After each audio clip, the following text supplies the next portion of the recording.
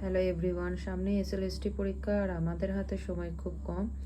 তো বিভিন্ন স্টুডেন্ট যারা বিভিন্ন রকমের স্ট্র্যাটেজি নিচ্ছে পড়ার সময়, আমার মনে হয়েছে যে আমরা যখন বই পড়ছি সেই সময় যদি ইম্পর্টেন্ট প্রশ্নগুলোকে আমরা লিখে খাতার মধ্যে নোট ডাউন করে নিই, তাহলে হয়তো পরীক্ষার সময় একবার চোখ বুলিয়ে যেতে আমার সুবিধা হবে।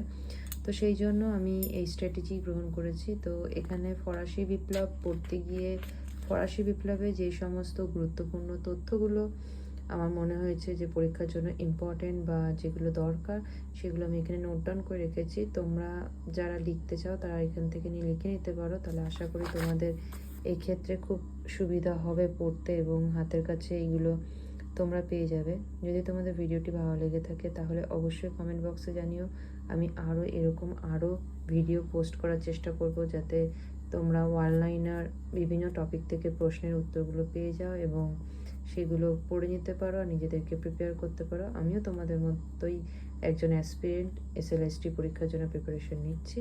ভিডিওটি ভালো লাগলে চ্যানেলটিকে সাবস্ক্রাইব করে দিও এবং লাইক বাটনটি প্রেস করে দিও। সবাই ভালো থেকো। Thank you.